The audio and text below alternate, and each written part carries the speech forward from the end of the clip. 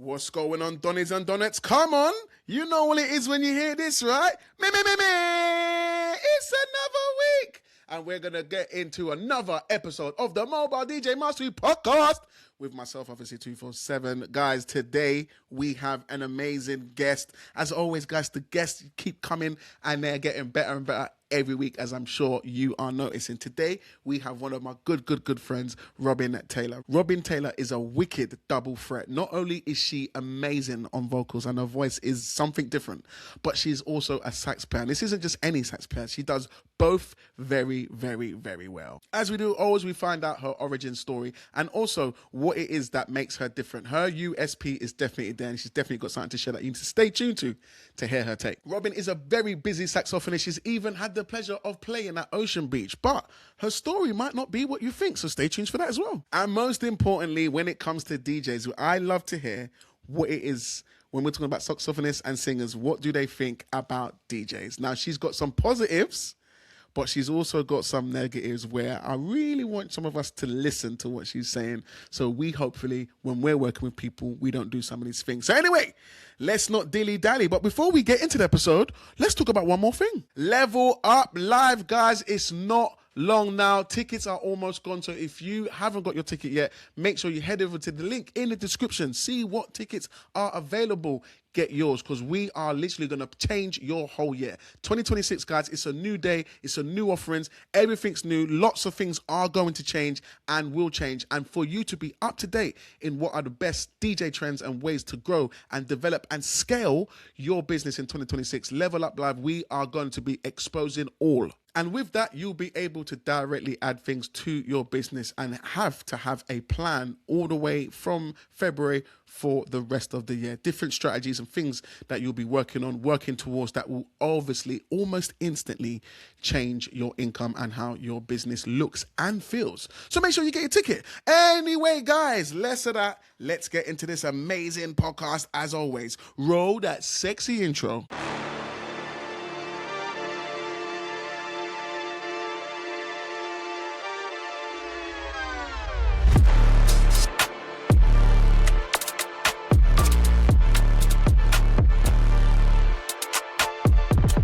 Oh my days, look who I have beside me. It's Robin Taylor. I wish I had some instruments to like. Do you know what I was saying, Rabia? I was saying, I'm gonna get some sound effect machine. It's funny, but a lot of people's like, no, just keep on going. I'm like, no, I need to get I want little buttons and stuff. So all of those good things are coming in the future. Those good things are coming in the future. Robin, how are you doing today, man? I'm so good. I'm always good. Literally, if anyone says, how are you? I'm just like, I'm amazing. It's always amazing. Every day. But there is some days when it's not so amazing. There has to be. I mean, yes. I mean, I'm not one of those people that's like, you should be happy every day. Of course. But overall, happiness wins every time. Yeah. So we choose happiness. We choose happiness. And that's one thing I do love about you. Every time we're together, the vibe is always like electric or 155%. Your performance skills, everything, your social, everything that you put out, it's you. And that's another thing. Because there's some people that they have a certain persona online. And then when you see them, you're like, it's not really much. It's not what I thought. But you're actually more in real life than you are online, and you're a lot online. So, but in real life, you're. I'll take that. I'm actually mental. I think people see me and they're like, oh, she's crazy. Yeah, she's a bit nuts, but I like it. Yeah. I'd rather be that way than be vanilla. Who wants vanilla? Nah, I'm all right. No. When I come to the ice cream stand and I see all the options, I'm not picking that one in the corner. I want the ones with the bits in it and the different colours. I think I'm a mint chocolate chip. You're the who? I'm a mint chocolate chip. Probably a mint chocolate chip, because you've got to have the mints with the chips in there, and you got to have a bit of cold and a little bit of crunch. Oh, a little bit of surprise. I am. Taking that. Well, it's me now. Oh man, Robin, I'm so glad that you are on the pod. There is so much I want to dive in with you. I even said that. Before we post-recorded, I've already said, guys, to Robin that we're going to probably do 2. I've got so much questions on there because this girl has done bits with her career, and there's so much that we're going to unpick. But before we get into all of those good things, I always like to start with all of my guests. Robin, this is going to be really interesting for me, is what got you into music? Where did you start? How did this whole Robin Taylor stuff start? Let's go way back. Where did your first introductions into music kind of begin? Where did you find the juices and the flavors and the excitement? How did this all begin? That is actually a really good question, you know. I think so I always go with gut, whatever I think first. Mm-hmm. So my earliest memory of music is I was probably like 6 years old, maybe even younger, and my mum would always sing karaoke. Okay, is that what your mum done just for fun, or did she do it? Just fun, Okay. literally just for fun. She'd always sing the same like 3 songs. And then me and my sister would do like dance routines like to her singing. So we'd be like 5, 6, 7, 8, holiday, celebrate if we took like, honestly, it is wild. If I found the clips, you'd be like, oh my God, what these guys, we'd go to karaoke and just take over the night. And then I'd jump on and sing like my songs. I think my song was, American Pie, Mm-hmm. Madonna. Yeah, okay. And I'd really like lap it out with like a long time ago. I can still, and the full on like, it's like it's a 7-minute song. I'm sure. Emotion, everything was involved in it. It's like 7 minutes. They're like, oh my God, get off the stage. So I think that's where it stemmed from. Okay. And then from there, it's just been like a flow in and out and like dip in and out here and there and stuff. But I think that's the catalyst. That was the catalyst. So it's kind of like it's mum. Mum was like the first inspirer, because mum was karaokeing, you and sis vibing, loving that type of energy, and it kind of that's where it sort of started. It's a stage. It's a stage. At the pub in Karaoke, we're in a stage. We need lights. We need fog. We need. It's so extreme. It's so extreme. No, but it's cool. As a child, you got to make those things, right? You got to make those. Like you're gonna make it as big as it can be. Like it's a stage. It's serious stuff. Like even though it's just like a pub and people are just there chilling, but you're like, no. In my mind, this is a serious thing. Like we are about to go for it. So I don't know about you, but we're going for it. Yeah. Okay, so 6 years old, school. When you was in school, did you do any music stuff? You know, like music courses or anything like that? So no, I literally, from when I started school like properly, I guess when you get into like year 7 is when you seriously think about like what you're going to actually study. Yeah. I have never studied music ever. Like I wish I had, but then also I'm grateful for where I'm at now. Yeah. But I have never, like, anyone that speaks to me about this, they're like, what? So I don't know scales. I don't know keys. I don't know notes. I just listen and play. That is as far as I go. And that's all I know. From what I heard, this is from a music teacher. They always said when the best musicians, this is what they said. They said they wouldn't say this like publicly in their classrooms, but they said the best musicians, that's how they are. Like the best musicians don't know all of the rules and the thing. They can match keys. They might not know the name of the key, but when they hear it, they can match it. They can match. Yeah. And it's just about sound. And he's all about it. Music comes from inside. Do you know what I mean? And inside, there's no rules. It's just how you feel and stuff. And he said like the best players are like that. So if you know someone who's just great at music and they don't know all of that stuff, he's like, I can turn anyone into the, you know, like knowing all the stuff. But if they have that first, 90% of the work is done. And it's just that little bit of showing them those little bits. So you're part of the 90%, man. You're that organic, you're naturally feeling. So take that.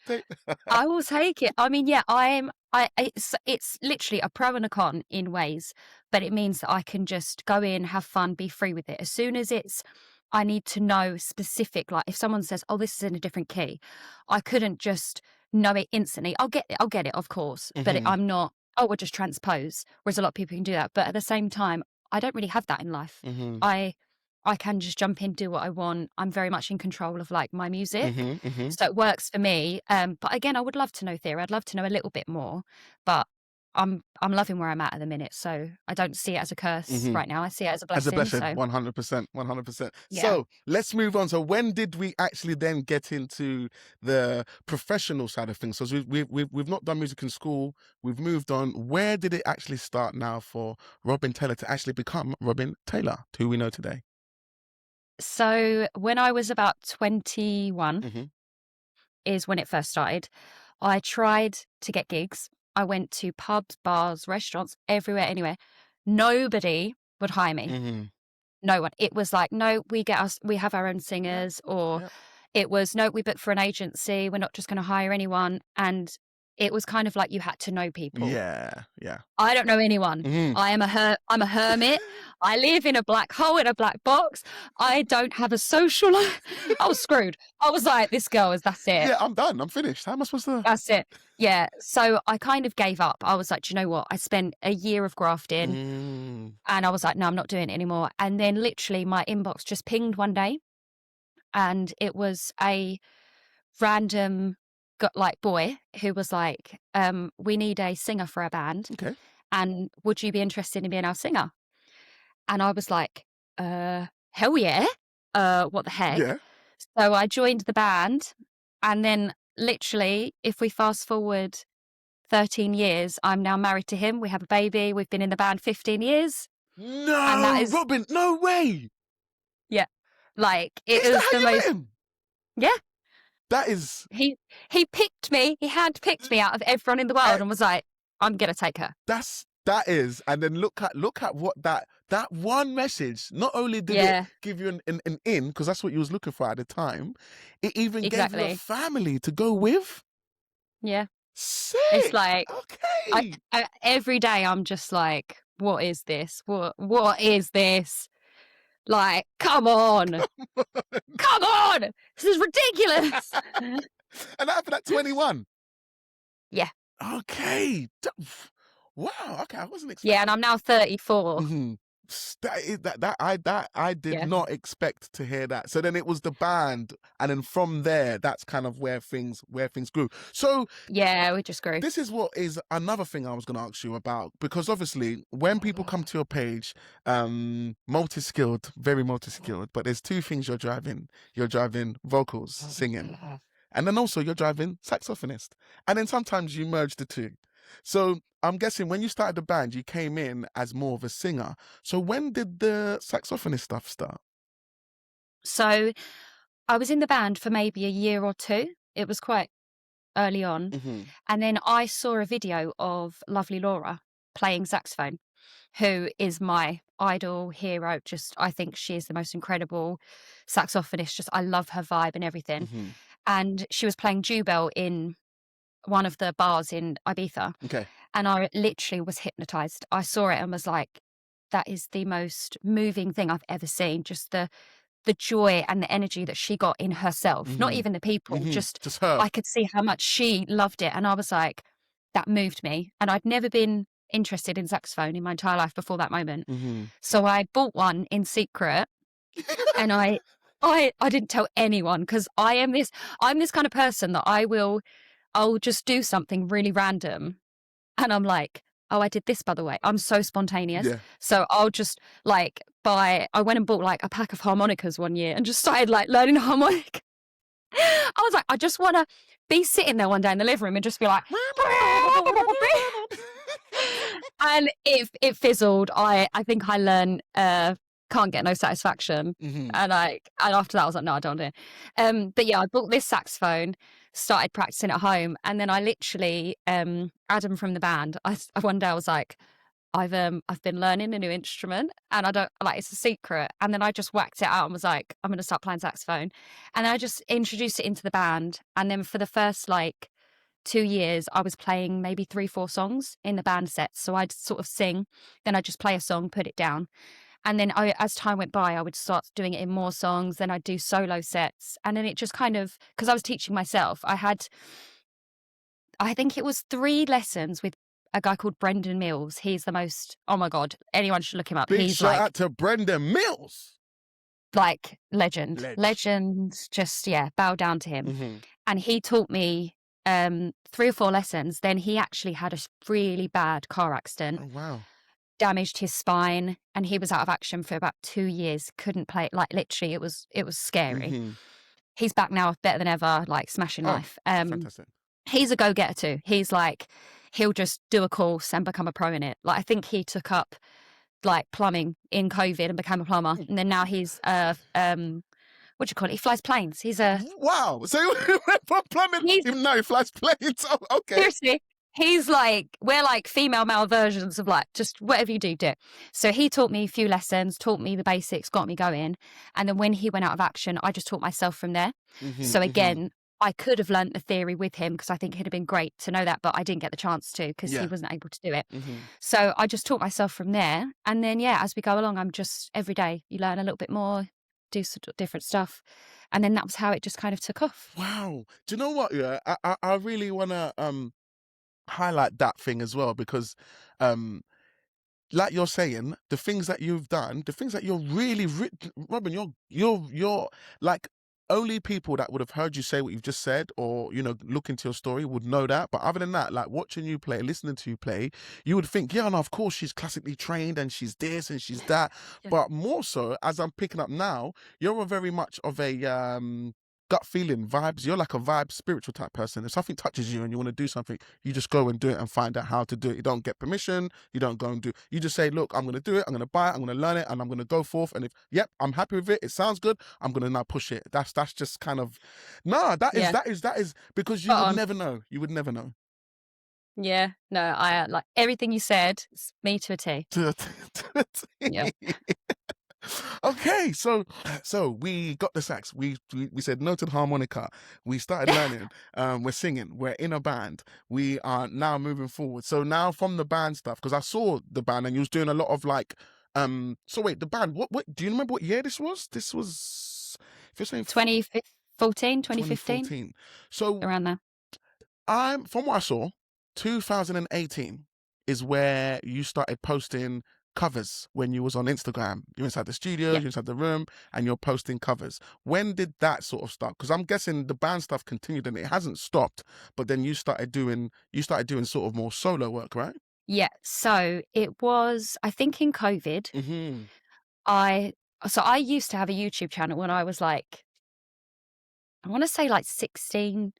I was quite young and I would just sing in my bedroom. And looking back now, they're terrible. Don't look at them. Nobody look at them. It's too late. It's too late. Just so you know. I've seen it all. People are going to see, just like myself, I'm going to YouTube to find you, just so you know. I mean, listen, people, there's some love on it. There's a lot of hate. There's a lot of love. It's the thing with YouTube and videos. YouTube is like that. But I was posting like, I love ballads. I love Whitney, Mariah, Celine, Christina. You can tell. I'm a ballad girl. So I was posting stuff like that. And then when the band started, it's obviously all party tunes. Nobody wants a slow ballad on a dance floor. So I stopped doing that for about 8 years when the band started. So when it was COVID, I was like, I'm going to do my ballads again. Started singing my Disney, doing covers again, and people loved it. And I was like, oh, this is like nice to be back doing this. And then 5 years ago, so this was 2021. So it was just shortly after COVID. I had a baby. Oh. So me and Adam in the band couldn't gig as much as we were doing at that time. We were doing like 6 gigs a week. Jeez. And it was like, we cannot physically get a babysitter to do that. So you was gigging while pregnant. At one point, you was gigging while you was pregnant. Yeah. So when they because it was COVID, it opened up for a bit and then it dipped down again. So I wasn't gigging hardcore. But I did a gig at 40 weeks pregnant. Jeez. And it was a live stream one. So we was in a studio streaming to like hundreds of people. And I remember just being like, with this massive pump. And I was like, these people are probably thinking, what is she doing? I was going to town on my saxophone and everything, like 40 weeks pregnant. But yeah, we had Leo and it was like, because we can't gig as much anymore, I was like, I'm going to go solo so that we can still gig at the same time, but it would be less band gigs. So we kind of had to do this and like bring the band gigs down and then do solo stuff. So my solo stuff, it just went bam. Like it was a shock because I just, within a year, my page went from like 500 followers to 12,000. Jeez. And it jumped. I had like, I'd like to call them like golden nugget gigs. So I do these gigs where someone would be there of like quite a good stance in like social media, and they'd be like, oh my God, she's amazing. So then everyone would follow me. Yeah. And then I'd have a few viral moments of videos that would just blow up and stuff. So it was really like bam, bam. It wasn't like a slow bit. It would just go Pop, pop, jump, pop. Yeah. jump, jump. It was Mhm. like stairs, really. It was like a big jump at a time. But everyone just loved the saxophone. And then because I sing, it was like a no way. And it was like just perfect timing. Yeah. Just it went, it couldn't have gone better, really. Mhm. So it was really like divine timing. Mhm. And I believe that if I'd have tried to do that 8 years ago, It wouldn't I have been the wouldn't have same. been, Mhm. no, it wouldn't have worked. So I think it was just a perfect flow of events. Mhm. Like, couldn't have been better. And because I think this is another thing some people are going to be thinking is obviously what you said there about it's like being at the right place at the right time, doing the right thing. And then someone, like you say, with a big following put you on their story or whatever. And then when they've seen that now you've been exposed to another, 3, 4,000, 10,000 people. And they're looking at the clip or whatever that person shared. And they're seeing you doing the stuff that you do. So it's an easy, quick, oh yeah, this is cool. I'll follow. That keeps going. It happens again and again. The page starts to grow. The work starts to come in even more so because you're being exposed more. So more inquiries, more DMs, more work. And would you say around that time, thinking about the time, as you said, about steps, your current bookings then, where were they coming from? Especially when the steps started kicking in. Was it more social media? Was it agencies? Was it word of mouth? Was it organic? Like how was it happening? So the jumps in social media, Instagram is, I tell people Instagram is literally like, it's just the best free advertising. Yeah. It reaches everyone you need it to. And if you know the right tools of things to do, it will just keep you going and going. So that is probably I'd say 90% of my bookings. And then the other 10% is word of mouth. But I don't use agencies. I find them more ag than anything. In what way? Because In what way would you say? So the diary, for one, my diary is every day changing. Okay. So to keep that up to date, they'll message me and be like, oh, we've got this gig coming, and I'm like, I'm not available. And they're like, oh, but your diary says it is. It's like, yeah, but that was yesterday. Today, that's different. Like, honestly, it's that. I know. It is that, It's that quick. like, Yeah. And I'm like, no, I can't deal with that. And I don't like as well how pushy they are. Like, they'll message you and be like, there's one particular agency that I point blank blacklisted them. Not even gonna. I'll tell you after. Yeah. Off the record. Off the record. But they'll email you, then they'll ring you, then they'll message you, and it's like, dude, it's been an hour. Like, I'm still having a shower. Yeah, let me live. Like, let me live. Like, I will get back to you. Chill. I think I'm good with like replies. I try to be within 24 hours. I'll get back to everyone. Obviously, having a kid and like gig in life and stuff. If someone messaged me on a Thursday, you're probably not going to hear from me till Monday because Friday, Saturday, Sunday is boom. Yeah, driving, gigging, setting up, doing it. Yeah. There's no time. Yeah, and then to have agencies on top of that. I mean, don't get me wrong. Yes, they're getting you work, but for me, I'm okay like pacing along myself. Yeah. I don't need the extra admin, so I just for me, Instagram and then word of mouth. Yeah. That's Same. I think I Instagram very, very, very similar to yourself. The videos, 1 or 2 pops, same state, very, very, very similar. And then since then, it's like I was saying to someone the other day about Instagram, and he's like, I said to him about the blue tick, and I was like, I haven't got the blue tick to be, I'm somebody. I got the blue tick for security because now my business is getting so many leads from one place. I need to secure that as best possible. So then that's the reason why I went for the blue tick, because I was thinking to myself, if I lost my Instagram today, I would be up. I would be like, don't get me wrong, we still got the website, we still got word of mouth, we still got a lot of other things, but my drive is Instagram. TikTok is starting to pick up a little bit now, and so is Google, which is cool. But Instagram is like same. It's the same sort of mindset. That is the way to go, as far as I'm concerned, anyway. Yeah, I agree. Another thing, Robin, that I really love about you, and this is about your whole page, and this goes back very far, is your style is very like you've got like a very style in the way you dress, in the way when you turn up to events. It's like you really go into, like, in my opinion, it looks like you're like, I'm on show, so I'm gonna dress like that. I'm not just gonna dress like the way you dress. You can't just be walking on the street just casually in the laundrette, just filling up the dryer. You really come out with a style. Is that something that you've always been? Is that something like that comes from, when you're thinking about when you used to perform with your mum, you've always thought it's a stage, this is how things have got to be? Like, where does that inspiration come from? Because I think it's a really good USP. It makes you look really, really unique. Oh, good. I'm so glad. I always worry because I'm like, over the years, I look at things and I'm like, I know there's certain people that would be like, I don't want you to wear that to my wedding. But I know that everyone that books me is like, I want that because that looks amazing and I want it. I actually realised, I think it was this year, I love fashion. I'm such a creative person, and I'm always doing something artistic. Yeah. So my entire life, I've always made things. So I used to make like crystal wall art. So I would literally like paint something and then add crystals to it. I've always loved like extravagant dresses. So when I was like really young, you know, when you used to go to like Chessington and dress up in the Victorian frilly dresses, Yeah. I wanted to wear that every day. So I used to buy like frilly skirts and like collared like shirts, and everyone was like, "You're literally like an old Victorian lady in a young girl's body," and I'm like, "I just love it." Yeah, And I've always been a little bit like off the cuff with fashion, and these days, so currently, I'm such like a widespread creative person. Like obviously, like right now, like what am I wearing? People would look at this and then look at me in my sequin dress and be like, "They're two different They're girls." two different people. Yeah. What's going on there? But I just love so many styles, like, and it's same with music, and it sort of reflects in my music. So if I'm doing more of a like chilled, like stripped back sort of gig, I won't dress extravagantly in a sequin outfit. But if I'm doing high energy dance music, I want it like a disco ball. Yeah. The lights are bouncing off you and stuff.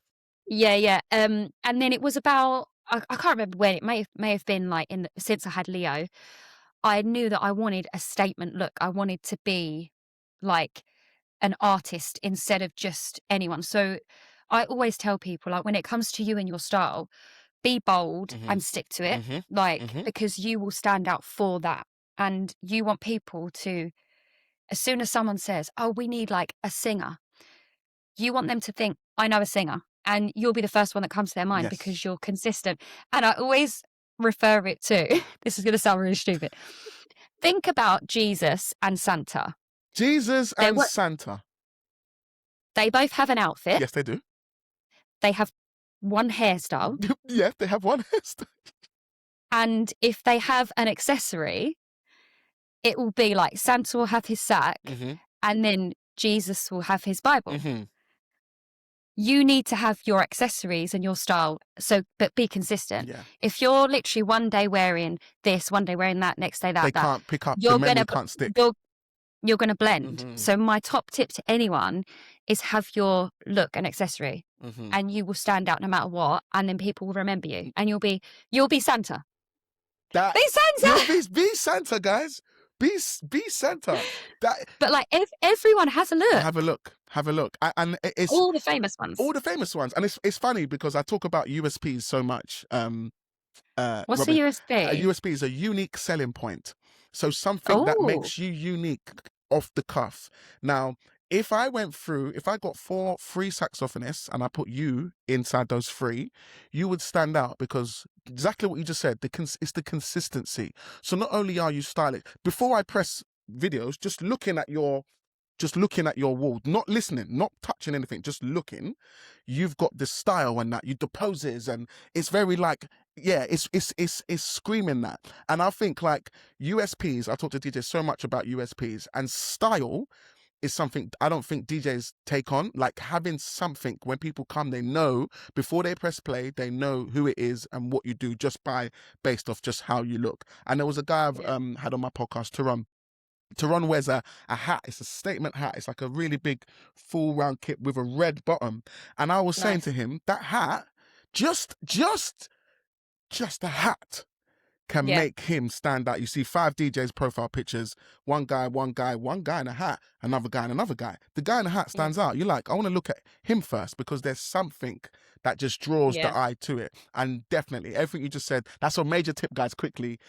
USP. Sometimes your USP doesn't have to be overthought, nothing extravagant. No. Do something. Simple. And going from what Robin said, the word here is when you're looking for something, make sure it's bold. It may make you think, I don't know.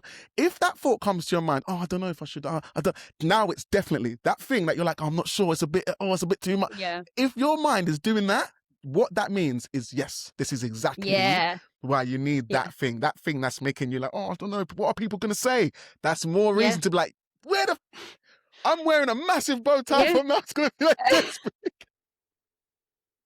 You are the bow tie guy. You're the bow tie guy. Wow. 100%, I like man. it. USPs, Yeah. man. Styles, yeah. And it like I said, I mean, it really, really, really echoes on your pace. So you Yeah. can see it. You can see it. So that makes perfect Good. sense. Yes. So, talking about styles, I saw in 2001 you was wearing the hat. It was like I don't know what captain, is it a captain? The sax hat. And then I Yeah. can see in 2003 you introduced the crown. That's what I'm going to call it. Is it called a crown? What would you call it?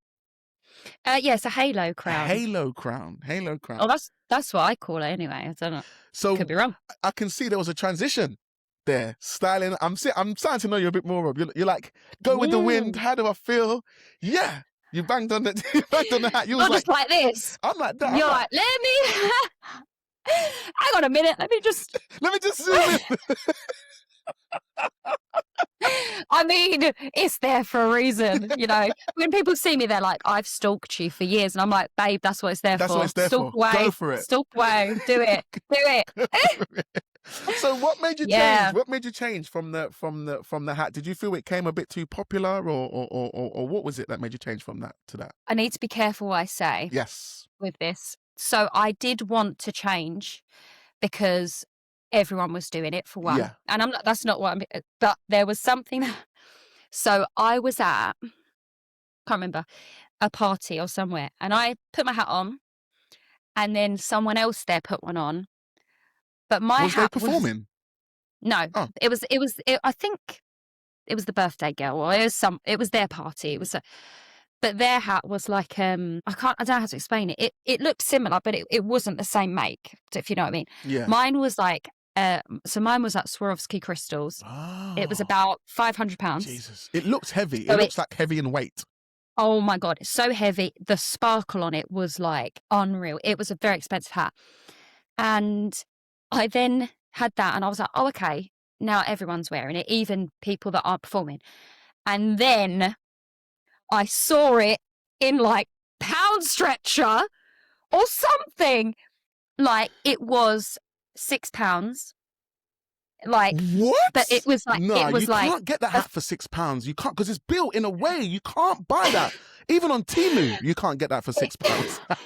It was like light as a feather, tacky as heck, and I was like, no, I'm done. Yeah. I'm done. That's me signed off. You checked out. And I was like, I need to check out. So I introduced a new. I was like, I need a new look. I'm going to go for that. I'm going to make that my thing. I researched, and no one else was wearing it. And I was like, okay, I'm cool. I'm going to be unique. It's going to be my thing. Yeah.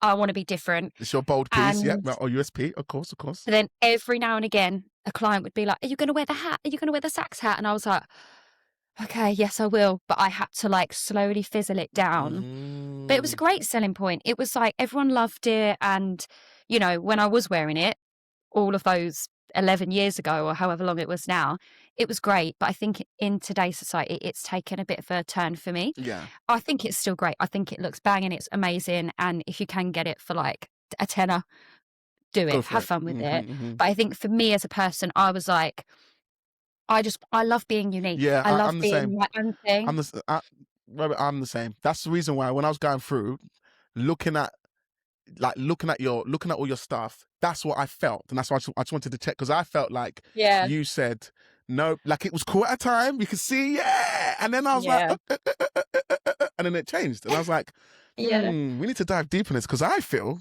that Robin said this is becoming it's becoming too common. So then I'm now going back into the field of everybody, and I need to be just myself. I'm not trying to say I'm the best. I just need to stand out. I need to be like, hey, I'm Robin Turner. This is my style. And as you know, saxophonists, especially like new female saxophonists, the hat will be something that they kind of come in with, the look, the sequins, and it's because, well, I'm not going to say it's because there's loads of saxophonists that have that style. I know one who's she's pretty powerful in her branding, and she does it. And I know she still does it now. Ellie Sax. So Ellie Sax now, she wears the, and she's been wearing a hat for years. It's something she's been doing for time. She does a lot of Ibiza and all that sort of stuff. Yeah. All that kind of stuff. But I felt like when I was going through yours, I was like, Robin's made a change here. And then she's gone for more of the halo. Because I think now the halo is you. Like, Yeah. 100%. 100%. Yeah. I mean, I'm almost glad you have seen that it was a change, because I wanted it to be like almost, like when people get like a rebranding. I was like, I need to rebrand. I need to change it up and find like me, like inside, and like, yeah, as you say, it was just I needed to get back to me, and I think I nailed it. I think I did it. No, I definitely think you did. And I feel like, going back to what we were saying about before, about Father Christmas and Jesus, when you first came onto my radar on social, it was the crown. The crown is I saw a crown video 100%. And then from there, I just remember seeing that. And then from there, I was like, okay, cool. This is Robin. Okay, she's got the crown. She's singing. No, I saw you playing sax. And then one video came and you were singing. And I said, hold on, is this the same deal with the crown? Oh my days. And then obviously, one thing I say, when someone's multi-talented, sometimes they're going to be stronger in something and weaker in something else. But your saxophone playing, keys, harmony, like the vibe, I'm like, yeah. She knows what she's doing. But then the singing, obviously, I saw the singing I saw after. I saw your sax playing first. One of your videos was popping all over social, and that was the video that I saw. And I think, first thing I thought, style, I was like, just like everything that we're talking about. I saw it and I was like, dope, follow. And then it was about later on, then I saw the singing, and I think you still had the crown, but you were singing on the stage. And I think you had a band, or maybe you might have been solo. But what I could hear was like, no, the girls can sing, the girl can play sax, she can sing. So you're good at both of them. And I think it's even more interesting the fact that you're self-taught in both of those aspects, which is really, really, really interesting. Good. I'm so glad. I mean, I love it. I love singing. I love sax. Like at this point, I couldn't pick one. If someone said, are you more a singer or a sax? I would always say singer, but then I feel like with the saxophone, it's just really gone ramped. And it's like in an amazing way. But I am singer first. So, that always comes to my core, because that's what I've always done. But yeah, I'm so glad that comes across, because I do just love it. Nah, it is. It's there. I see it loud and proud. And I think it's dope. I think it's dope. Good. So, Robin, obviously being a singer and a sax and being booked for saxophonist work, there is times when you are being a saxophonist alongside a DJ. So, one of the things I would like you to share with my listeners is that one thing I'm always mindful of is when I talk about like DJs, I don't get to see as much DJs as I would like, because I'm always the DJ that's playing and I don't get to see other DJs and what they're doing. But someone like yourself, you could be booked for an event where you're doing the evening, because I know you do a lot in the day and you've got your own PA and stuff, but then sometimes you've got to do work in the evenings, and you've worked with lots of different DJs, correct? Yes. So, correct. My question for you now, she said yes, because she knows what's coming, guys. No. Let it free! So first of all, we're going to start with the positive. So tell me like some of the top 3 good things that you've seen when working with DJs. You can mention the DJs if you like, you don't have to, but what are like 3 good or top practices that you've seen when working with DJs? So the really nice thing is that you get that bounce off energy that you can get. Whereas when I'm on my own, which I have done over the years, like all night by myself, so I'll literally play music in between, then sing, then sax, then play music. When there's another person, you just get energy. And it's like when you're in a band, you bounce off energy, and then the people experiencing your performance, they feel that energy. So by having a DJ there, it's a bounce off. It's a really nice, like, okay, we're vibing together. It's fun. I also love the ease of not having to take all my own equipment. Yep. That's another really good positive. And if they're a good DJ, they've got good equipment, so you don't have to worry. But I always have my equipment with me, back up. So if I get there and I'm like, I'm going to take my own, I'll set my own up anyway. And then 3 for a DJ. What else would be good? I think maybe it's just nice to break it up a bit and have them bring something to the room, and then I'll bring something to the room, rather than just all being on me all night and the pressure. So yeah, I think that'd be 3. Those are your top positives. 3. And I think like with the bouncing off, like when we was at Botley, oh my days, I've still got videos that I need to. It's funny, Robin, because I've got this video that I want to post, yeah, but I want to talk about in the video. It's me and you, We're doing the most, yeah. But the Yeah. thing is, Robin, the sun is coming through that room so much. I'm like, I can't post it now because it doesn't look. It's like posting a Christmas video in summer. It doesn't look right. So I'm gonna hold that video off. So I'm posting that late. But basically, what I wanted to show people is that when you book the right people, you can still get the vibe popping in sunshine. Yeah. Because you know how and I'm not gonna act like, you know, I've not been at a gig where it's summer and I've not got no one in my room for the first 2 hours. I'm not gonna act like I can always do it, but sometimes we can, especially when we're together, which we did at Botley. Because the sun is beaming, but if you see the way we've got the crowd going, in the brighter sunshine, I'm like, yeah, we need to. So I'm posting that. Don't worry, that's going to come out in Yeah. 6 months or so. Yeah. When it's more. So when we was working together, we had loads of fun. So when it comes in vibe, I fully understand that. But I know, like I said, one thing I'm mindful of is that I don't get to see a lot of DJs, and there's some practices, or not great practices, I don't get to see. But I'm sure you've seen quite a few. Would you mind sharing some of the things that you would say you've seen DJs do or worked with DJs that, in your opinion, obviously through working with other DJs, you can tell that this is bad practice? What things may have you seen? What would you like to share with the community? Okay. So there's probably quite a few things. I won't go on too much because obviously No. Don't. We need it all. Don't hold back. It's a podcast. We're all listening. We want to hear, because hopefully it's the DJs that maybe haven't played with a saxophonist. They can hear what you're about to say and they can try and say, okay, when I'm playing, let me be mindful of some of the things that they heard Robin say. Okay. I mean, this is obviously all my personal. Other saxophonists might be different because, again, I don't know other saxophonists, so I hear horror stories of sax stories, and I'm like, oh, I couldn't imagine someone doing that. But so luckily for me, within the last sort of 2 to 3 years, I have learned a lot, and I know what to do and what not to do. So I now don't work with DJs. Just full stop, just off the back, just not happening. Nope. So if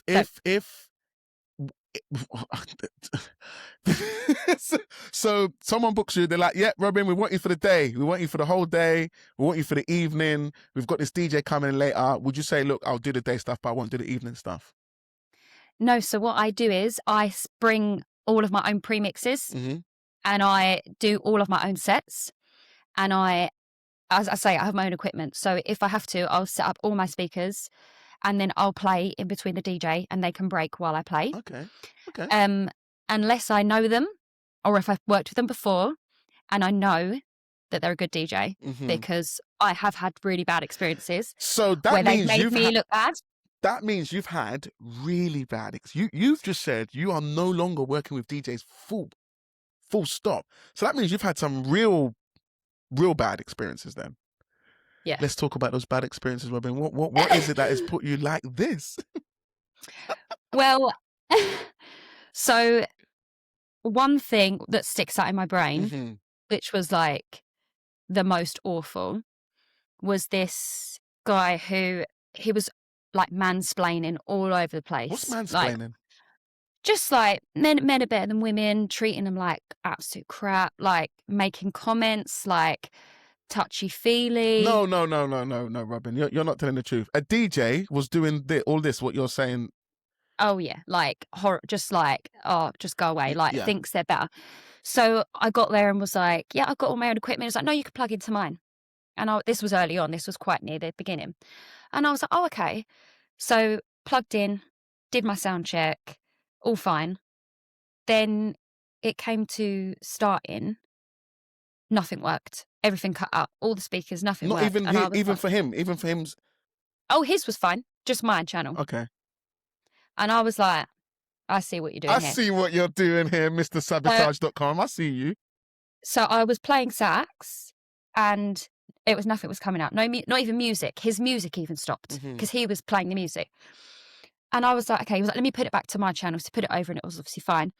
So then I brought my speaker out at this point I had a roll-in speaker. It's like a Denon. It's like a big, massive, fat speaker, like huge, heavy as anything.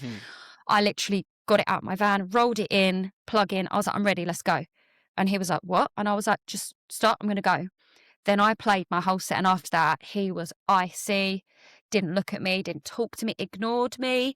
I don't understand why he's negative, though. You've basically saved the party, so... Because I saved the party. And he's like, no, I'm the big man. And it's just that vibe. It's literally like, no girl's going to come in and take my job off me. It was that vibe. And I was like, oh my God.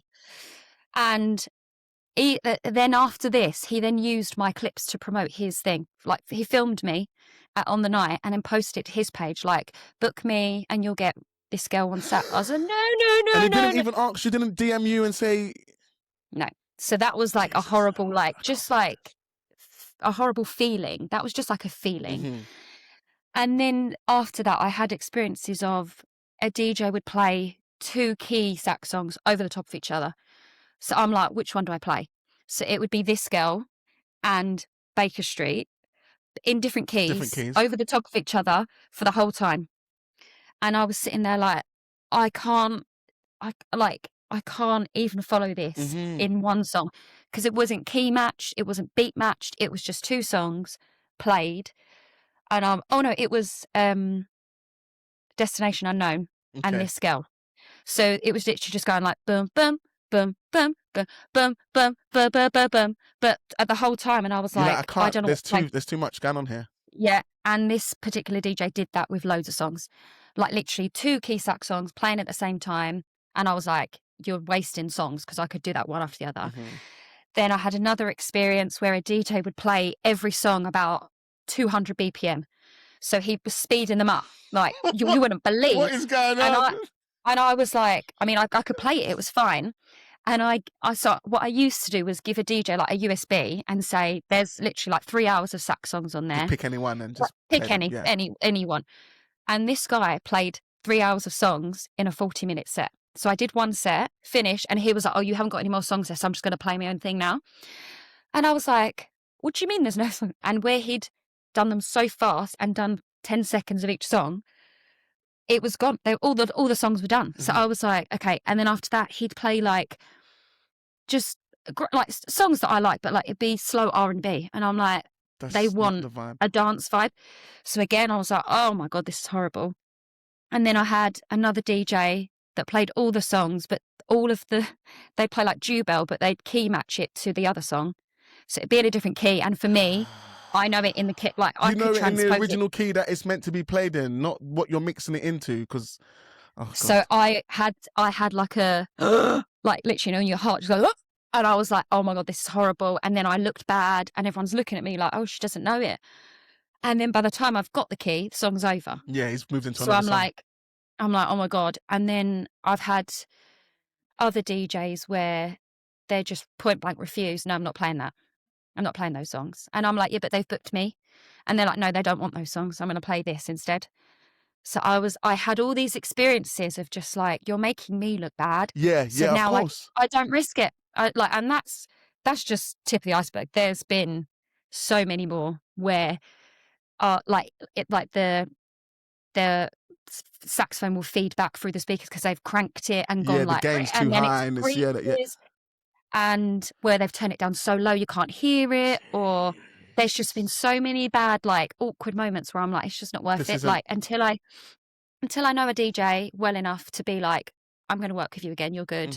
I'm like, no, everyone's the same to me. I'm like, hi, I'm doing my own thing.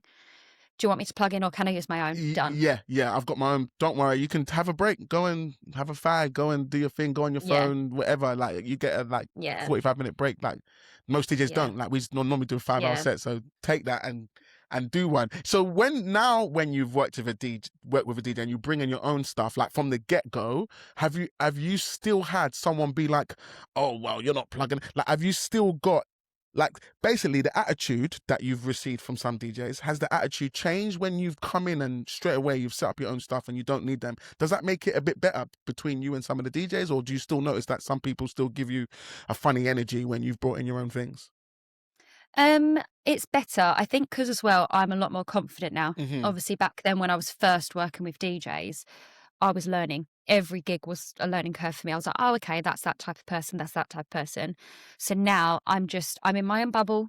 I do my own thing. If they're nice, I can tell. I'm quite good with like picking up on someone's energy, and I know if I like them or not. I'm a love or hate girl. Yeah, I either love you or I hate you. Yeah, there's no middle. There's no in the middle. Okay, so I will know from the get go, and then I'll just from there either keep myself to myself or I'll chat to them for a bit and get to know them and find out a bit more and stuff. But yeah, I can tell. Okay. Easy. Okay, so that's what you've. All I'm saying, DJs. Anyone listening, please don't be that guy. Please, like, don't be that guy. The reason why I say don't be that guy is because bad news travels fast, and mobile DJs have a bad enough reputation. If you haven't heard, I'm here to tell you, a lot of mobile DJs have a bad reputation for quite a few things. And I've noticed when working with I've got this saxophonist that I'm working with in about 2 weeks, or is it? Yeah, about 2 or 3 weeks. And the email that he sent me, I can tell he's had bad experiences. So the first thing I said, like with the email, I said, you know what, first of all, I'm going to call you because I'm not, like, I don't know who you're talking to. But I can tell in the email, it's that he's had the same experiences as you. And this is a guy. And he's trying to explain so much in the email and this songs and da-da-da. I'm like, bruv, first of all, you're not working with an amateur because that's what you think you've used to working with. I don't, you know what I mean? Like your DJs, similar to some of the ones that you was just speaking about, turning things off, not listening to this, not playing. So the list that he's got me, I've worked with so many saxophonists. I've made my own saxophonist playlists when I'm like, yeah, this one's for the vocals, this one's for this one's for high energy, this one's for that. So I can pick and choose and make it more fun. I'm like, look, I'm going to make this fun because I know exactly what you're trying to achieve. And I'm trying to keep the energy up so I can work with all the songs you've given me. I've already got because I've, worked with people in the past. But I can tell by the email that he sent me, he's had bad experiences too. So I'm going to call him and set his mind that he's saying, see all that stuff what you said, put that to the left. What we're going to do is that we're going to have fun and we're going to make sure that they have a fantastic wedding. That's what we do, standard procedure. And one of the things that we do, this is another tip which I'm sure you would agree with DJs, is that when they're DJing is to put every song that they're playing when they're playing with saxes is to pull it in master tempo. So all DJs that don't know, master tempo is a button on your Pioneer gear, D and the DJ. Well, it's on all gear. And what it basically does, it plays the original key. It doesn't matter what speed you're in, whether you're, 10% faster, 30% slower, whatever it may be. But the key, so another person playing will be in the master key. The key was created in, but you can still change the speed to mix. So quick tip for some of the DJ people. That's a good tip. Yeah, and because it's the key thing that you was talking about. And some DJs don't know that. They don't even put master tempo. They just, which I understand. Yeah. I remember when I came from the club days, you don't need master tempo. Back in vinyl day, you never had that option. Full stop. Do you know what I mean? But now we're in a place where you can press one button and all of your stuff sounds harmonically pleasing, and that way it's easier for any other instrument or someone else to join you and it to sound good. Yeah. Yeah. I mean, I don't even speak to DJs before the gig. I'm like, it's not even worth it. I don't even bother I just rock up because where I do have all my own equipment and all my own playlists, I don't need them. I'm fully self-contained. So my tip for people that have issues with DJs is to just make a premix. Yeah. And then if you need to, you can just go, I've got my own when it's all good. I'll just literally play it. Like being self-contained is so important as an independent performer because I think it is quite bad to expect to show up and be able to plug in and be able to play to them when they might not, maybe they are new. Like I did a gig recently where it was his first DJ gig. Oh wow! And I was like, imagine if I'd rocked up and gone, yeah, I'm just going to plug in and play with you. Where do I plug in? He might not have known. Yeah. He might have been like, he might not have a mixer. Yeah, and he might have not known gain, input, anything. So it's just not worth the risk. Having your own little mixer is like gold to you. And knowing how it works, knowing what effects you like, knowing your gain, knowing your songs as well. Like I can play to anything, but so tip number 1 is to have your equipment. And tip number 2 is, for me, I like to, as we said, I like to give a show. Yeah. So I know what song's coming next and I will play into that next song like an absolute pro with a big high note going into the next song, and then I'll play that new riff straight away. I don't have to sit there and wait 30 seconds for a cross mix to then be like, oh, it's Infinity. Okay, I'm going to play Infinity now. I'll be playing Infinity before it's come in and everyone will be like, boom. So for me, I love a show. I love for people to know that I know what I'm doing. Like, I think improving over a DJ is a waste of money. That was savage. It's not a waste of money. That's savage. But keeping it real on the pod, guys. I just think if you have a mix, and you play well, and they're floor fillers, you're good at them. Mm-hmm. You could play the crappiest song ever, but if you're good at it, you'll make it sound great. Mm-hmm, mm-hmm. No, I want to bring a show. Yeah. I want to, every time. Whether it's 5 people, 500, it's a show. It's going to be it's a performance. Like I said, it needs to be a musical performance. It needs to be it's all of that. It's not just playing sax. There's more to it than just that. Which that leads me swiftly into my next one about you talking about being self-sufficient. Robin, what I love about you is that you have a van.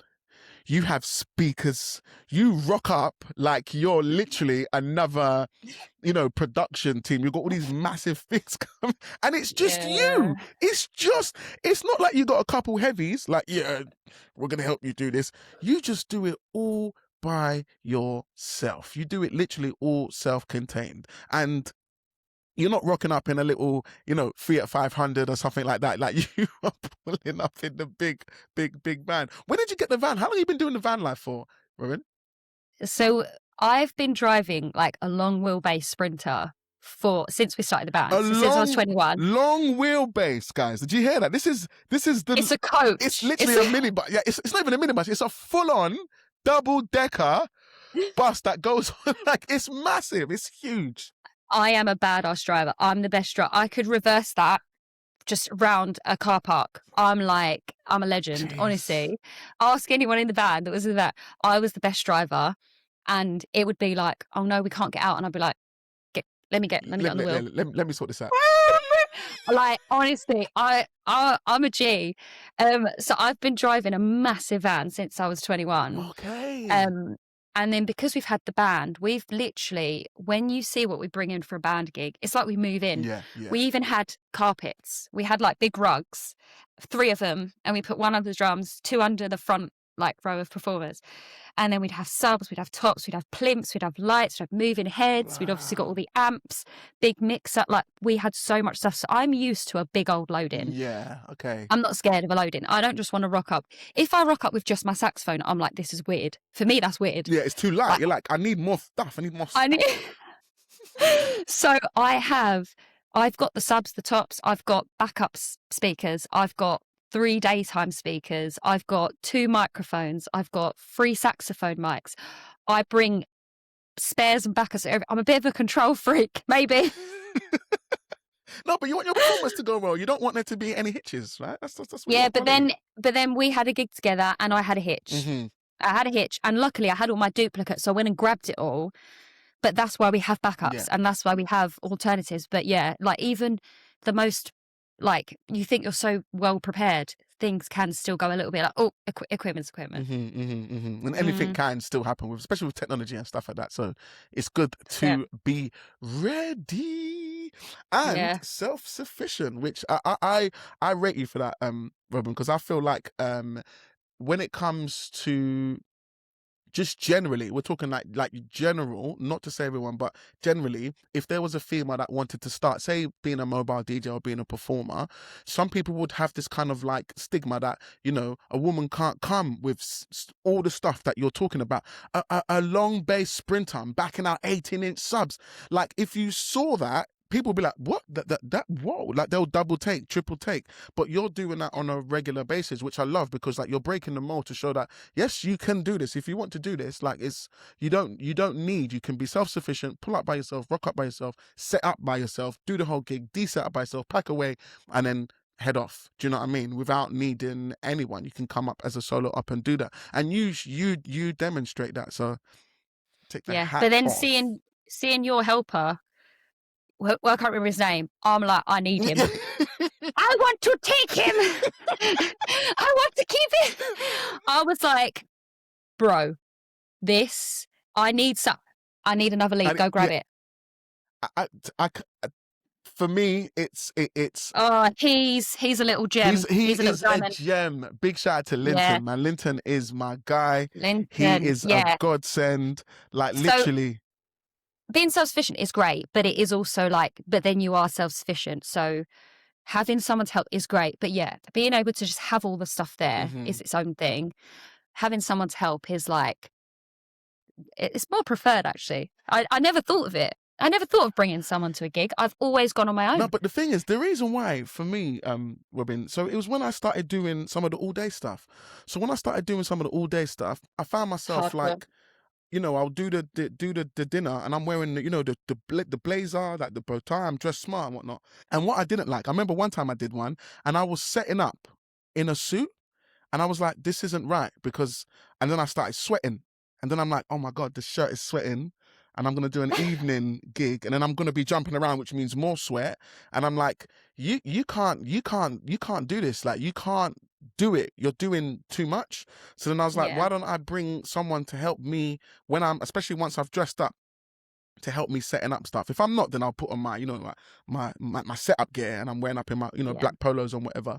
But then once I've dressed, I'm like, I'm not picking up a speaker. I'm not doing that. So that's the reason why I then started looking for a roadie, for someone to help. And then, looking for roadies is hard. Like, you want someone consistent, you want someone that knows. And Linton's a friend of mine from way back. Like, we go back from school days. Was in the same class, everything.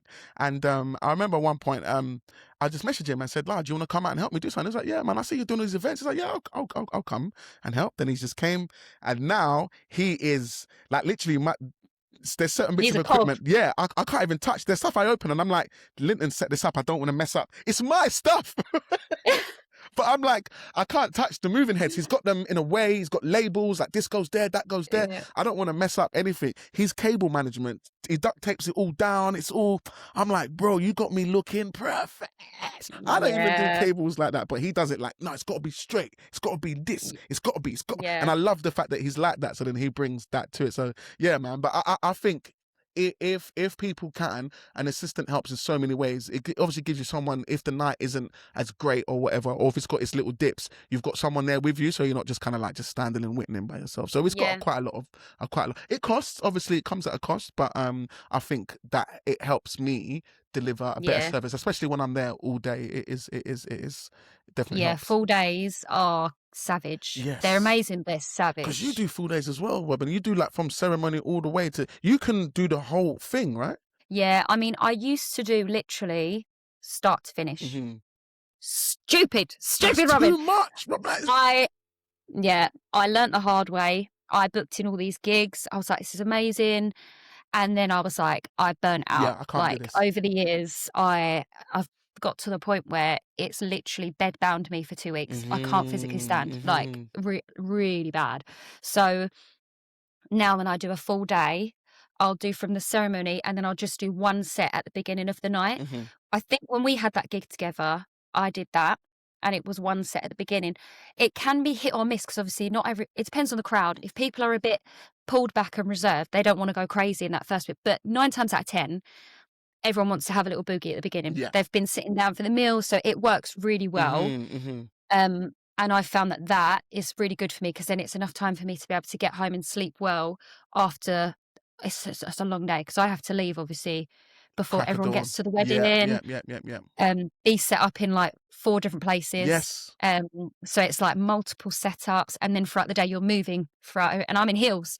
Shuffling along with like in my little dress, shuffling along. So it's a lot. But it is a lot. It is. Yeah. That's but even still, the fact that you've done it, I take your hustle, Robin, is something else. And like, looking at your, like I said, the dresses, the heels, you'd think, oh, princess lady. But nah, this girl is, she's dragging, she's a woman of steel. Like, you're not playing games, man. Oh no, I love it. I love it. The one thing you did touch on is that in the past, in a couple of episodes before, we had Amber Sax. Amber Sax was talking about something similar to what you mentioned, and it was about when she's at gigs, sometimes gigs can not be sketchy, but at the end, as a solo female performer, when you're leaving at 11 o'clock, 12 o'clock, different times of night, midnight, because you're mid between the party, you might leave at 10:30 and stuff like that. Have you ever had some sort of uncomfortable encounters with drunk people at the weddings or anything like that? Have you ever experienced anything negative being a solo female operative? So I think I must give off an energy of don't come near me, because I've never been hit on at a gig. I've never been approached. I've never had any Like nothing uncomfortable like that. Okay. If anything, the girls try and kiss me. Wow. Like girls just love me. Girls Girls are love like, you. They're like, I'm oh, I want a obsessed bit with of you. rubbing. I love you. You're amazing. I want to be you. Like the girls love me. Guys, they're just like, don't even risk it. Don't even go near it. Which I love because I'm taken. So I don't want to have to deal with that awkwardness. Mm-hmm. I don't really get that kind of vibe. Luckily, thank God. I'm really like gutted that some people do, but I hear stories of girls that get like, never. Because this is what is wrong? No, but I think, Robin, like you've got this. I think you have this vibe of like, I will punch you in the face. Like you're not putting across this like you know, it's not an intimidating thing, but you have this sort of like, I'm a woman, but I'm no like. Yeah, there's something that you have which is like, and maybe it's when they see you carrying a sub, they're like, whoa, okay, say no more, bruv. I'm not gonna. I was gonna try something like that, but no. I think she'll hit me over the head with the sax, and it won't be soft neither. I'll probably wake up in A&E like, what happened? And say, bro, you tried to touch the saxophone, girl. Next thing you're in A&E, yeah. But I think you have this kind of energy of like, I will do you something. Honestly, I think I must because I'm safe as anything. Safe as anything. Oh, that's good to hear. That is really, really, really, really good to hear. So you don't have any of those experiences. That's not something that is part of your. No, I'm lucky, or just ballsy. Another thing I saw on your page, Robin, which a lot of saxophonists I know definitely aspire to, and even DJs, is that it looks like you've done a little season in Ibiza at O Beach. Oh, I did one gig. Oh, was it one gig? Just one gig. Okay. Never again. Oh, wow. Because, you know, like for saxophonists, especially ones that are based here in the UK, that's a bit of a goal to achieve. And you've said never again. Why is that? Yeah, I don't think I can go into this too much. Mm-hmm. Just what you can. Obviously, you don't want to upset anyone, but just... Okay, I think the main thing I'll go on is it's not my vibe. Okay. Like, I'm not that girl. Mm-hmm. Like, I am a feel-good girl, but I didn't get feel-good vibes there. Ah. The hierarchy is a hierarchy. Yeah. Is this in O Beach or Ibiza in general? I mean, I only went to O Beach and then I came home. I didn't... Oh, you didn't dabble in all the rest of the other places and whatnot? No, I mean, I'm not against drinking and partying, but I've never drunk alcohol.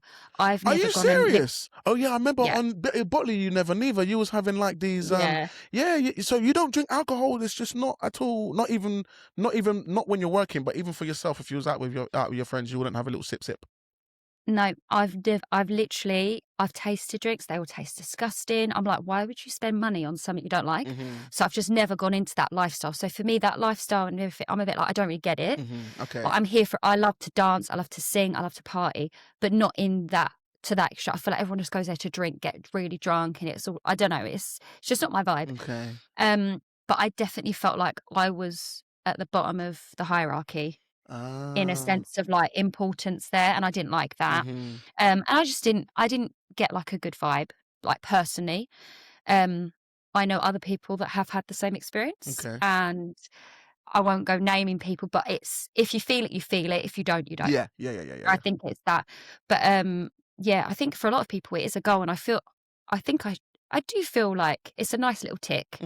Didn't get me more work, didn't get me anything, like didn't get me exposure or anything like that. I think it was just, I can say I played it, and that's it. But yeah, it's not for me. I'm all about the weddings and real people and making memories and sharing moments like that with people that people will remember. And it made me realise that's even though people drink at weddings, and again, I'm not against people that drink. I think like everyone can live their own life how they want. I'm not like, oh, I've never drunk alcohol. I don't care. Like, I wish I liked it. I wish I could, be normal and drink alcohol.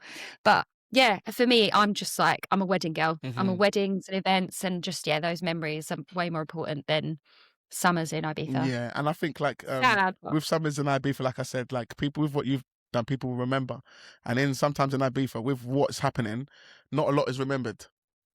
I remember Probably when not. I did a couple things in Ibiza, which was fun at the time, but similar to like what you're saying, festivals, after doing like the festivals and the clubs and that sort of stuff, when I came to the weddings, it was a whole different thing. I think one of the things I love about a wedding is, one, everyone's there for one thing. It's quite different to when you're playing in a club and everyone's there for everyone's there for something different, whether they're picking up someone, whether they've come to have sweets, whether they've come to just get drunk, whether they've come to pool, and it's all these different things, these different energies that you're trying to entertain. But when it comes to weddings and everyone's there for one thing, another thing I love as well is that when I look out, everyone looks their best. That's another thing that I love. Like, it's like a dress up occasion. Yeah. So everyone's looks their best, everyone's come for one thing, the energy is right, and I feel I can really deliver to an audience like that. So when you just said like the weddings is what I'm about, like, I fully feel that 100%, because I just find those crowds much more funner to some of the work I used to do in the past. So I hear what you're saying, man. I hear what you're saying. Yeah, every time. You mentioned about it not bringing like not much bookings and not much work. One thing I did want to ask you about is, obviously you won the nationals in the Tui'a Awards in 2024. What category was that? Yeah. Because was it sax? What category is it? Because is it just sax, or is it like No, solo? musical act. Okay. So it can be solo singers, it can be guitarist, saxophonist, pianist. It's anyone that just, like, I think it's a solo musical act. So Okay. it'd be someone who does music on their own, and then a band is separate. And Yeah. so when you won that, which once again came with the crown and the dress, Oh, she looks so this good. girl came like she was doing Oscars, guys. I swear I that know.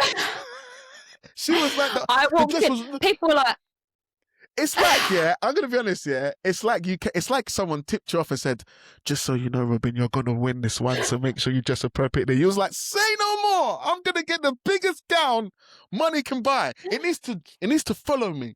It needs to follow." that dress was £30. A what? £30 dress. You need to be doing those Instagram things where you're showing it all off, and at the end they're like £30. Everyone's like, I know. buy, Yeah. buy, because that did She'd not get look like £30 at all. I know a deal when I see it. Honestly, I know when it comes to shopping on the internet, I'm like, I know it all. You know it all. I know it. Yeah. So But yeah, it was epic. that looked sick. Love the win. Now let's talk about busyness. Did you get any more busyness from winning that national award there, would you say? Because it might be quite difficult, because at that time you was firing, when you're still firing, Roman, but you was like you was on one. And then when that Yeah. happens now, it's just like another, a bunch of fuel on the fire. So it might have been hard to differentiate which is, from the awards and which is. But did you notice a surge in work in terms of winning the nationals? I didn't notice a surge. What I did notice was there was a surge in community of other wedding singers. So I got so much support from not just people that were in the Tui'a as well, but from just other singers that knew of those singers. And it was more like I then built a community of singers, because I was quite like a dark horse. I was very much like, no one really knew about me. Mm-hmm. And even now I'll meet people and they're like, I've just never heard of you. How have I not? Because you're incredible. Yeah. And it's because I just keep myself to myself. Yeah, I you don't crack I don't even go on social media and like follow and like and like comment and stuff. I just upload and leave. I can't sit on social media myself. Mm-hmm. So for me, I didn't have a group of people that I know in the industry, whereas now I do. Yeah. So that is what I noticed from Tui'a. Cool. That's actually really Yeah. insightful, because all of us in the industry would see things, or like you said, someone would win and you'd be like, who's this person? And then that's when you go and check, because if they won, they should be worth checking out. Do you know what I mean? And then they'll check, and then you're like, oh, like, I like what they do. I can see why they've won. Let me congratulate them. Those kind of things. So Yeah. that is actually really good to hear, because sometimes you can win an award, and sometimes awards can bring you loads of stuff, and sometimes awards can look great online, but in the back office there's not really much change in there. But I think like getting exposure to the industry and community definitely helps, because obviously people then talk about you, people know more about you, and it helps you based off what you said about you don't go on social media much, so there's that part that you're kind of missing out on in that sense. But with them being introduced to the wards, it's then given you and added you part of something that you might not have been part of before, or something that you don't really have to go on social and now do all of these things. Like this has kind of done it for you. So it kind of still helps in some sort of way. Yeah. Yeah. Okay. I think for me, the Tui'a was like, I had worked my butt off, like you wouldn't believe. Like I just had a baby. I was gigging so much. And for me, I just wanted to know that you're doing good, girl. Like you're doing okay. So I went into that because I was like, this is like, I felt like I was like, I'm at my peak and I'm going to dip. So I need to, when I'm at my peak, I got to really suck the life out of this moment. And I was like, she's going to dip. She's going to dip. Let's just go for it. And then it obviously went really well. Thank God. It was like, I was really surprised because I'd only been, I think when I won it, I'd only been solo gigging for 2 years. So it was all very new to me. And then, yeah, since actually winning it, I've actually gone and got bigger and better gigs. And I've actually, I keep peaking. I'm like, where am I going? It's like, hey, I thought I was going to dip. I'm not dipping. I'm not dipping. So it feels great. But yeah, I was like, I've genuinely thought after Tui'a, I was going to go, okay, get back down now. But luckily I've stayed in a really lovely place. Man, you've grown a lot since then. I think that was, I would see that as like, that was the bench. That was like okay, that's the standard. And from here, we're going to improve those standards. 100%. Like what you've done since then is epic. And we are going to touch on some of those things when we meet up on part 2, because I'm looking at the time and I want to make sure we have it at a decent time. So there's so much more. I want to talk about some of your more recent stuff. Guys, make sure you head into the description, go and look. If you haven't seen Robin, where are you? Where have you been? What are you doing in life? So head over and give her a follow, man. Some of the stuff that she's doing, epic stuff, especially when we talk about the USP. I think that point that you made, Robin, is so, so, so good about think of Jesus and think of Father Christmas when it comes to, that's if, obviously not everybody wants to do that. Not everybody wants to have a bold visual USP, but I think if anyone out there is struggling and they're like, I don't know what makes me different, I don't really know, you can choose something to make you different. You can literally go into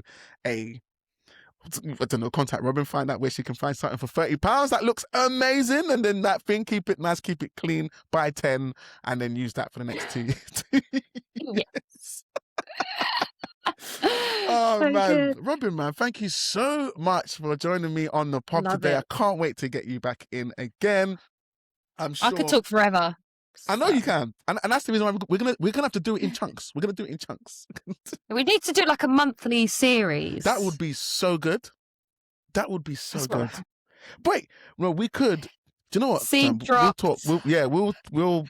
We'll have a little chit chat after this, because I remember before when we was talking, we was like, we need to have our own podcast, and we need to do this, and we need to.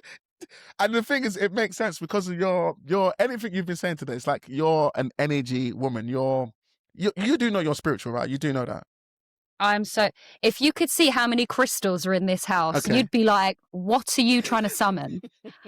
What are you trying to get to come to your house right now? Who are you trying to invite? What's going on here? I am all about energy, aura, vibe, like through and through. If people have been listening, you've mentioned it so many times. That you can tell it's part of your thing. And it's been like that from you were 6 years old. Do you know what I mean? You've always been like a bit of an energy type person. So if something doesn't sit with you, then you're not in. If you like someone, great. If you don't, do you know what I mean? Yeah. And you will go with your gut. You're going to go with your gut more times in the decisions that you make. And I feel like you mentioned something earlier where you said, it's like what I picked up from it is that you go for your first instinct. Whatever's the first one, go for that. You don't wait for the second or the third. We're going to go for that one. Yep, we're doing that. That's what we're doing, guys. Yeah. Let's rock and roll. You're like, oh, are you going to give it time? No, I've given it 30 seconds. That's enough. Do you know what I mean? Every time. Yeah. Go get her. Yeah. No, Robin, keep doing your thing, man. I think I hope that you are an inspiration to a lot of. You see how you said you saw, was it Laura? No, Lauren. Yeah. Laura. You see how you saw Laura. I'm not going to say what's sad. Actually, no, it is. What is probably sad is that you've done that for a lot of other females, and with your videos and your stuff, but no one's might not have reached out yet. But you've inspired, I know for sure, with all the followers you've got, there's a couple people there, maybe some young 18, 19, 21-year-old girls like, one day I want to be like Robin. I want to have a unique look. I want to bring my fashion to the stage and I want to perform, and I can do it by myself. I can do it because Robin's doing it, so I can do it. I hope I have. Nah, I think you have. If anyone's listening, or if you are, I don't know where this podcast is going to go. If you're that person, please reach out to Robin and let her know. It's so good when someone's done that for someone else, just to know that someone's there. Like, yeah, I've been following you for 2 years. Like, I'm going to go uni. Now I've listened to the podcast. I just dropped out of uni. I'm not doing it anymore. I'm going to learn in my room. I'm going to start doing some videos and I'm going to try and get my foot in the door. Oh dear, what have we started? But like I said, I feel like if you're there's nothing wrong with education, whether it's self or whether it's purchased. It's education nevertheless, and as long as you're improving and getting better, and when it comes to music and performing, you don't necessarily need, it's more about what does the crowd say. If you go and you perform to people and they love it, you don't need to be like, oh, let me go to college now to make this better. If you performed to 200 people and they loved it, you don't need to go to college. You just need to keep performing.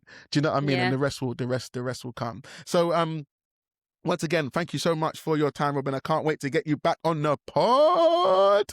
Yeah. And we will be speaking to you really, really soon. So yeah, man, thank you so much for your time. Before you go, is there any last words you would like to leave with the people? It can be anything about anything. It can be anything at all. Lasting words from Robin Taylor. Yeah. So people that say you only live once, Yeah. you need to stop saying that, and you need to say you live every day and you die once. Ooh. And that will change your mindset every day of your life. Say that one more time for the person that didn't hear or who's in the car and I need to hear it again. Say that one more time. If you say you only live once, you need to stop saying it and say you live every day and you only die once. Oh, ooh. Literally, every day. Every day. Show up living Show every up day. living every day. It's a choice. Show up and live every day. You die one time. It's not twice. You don't get another go.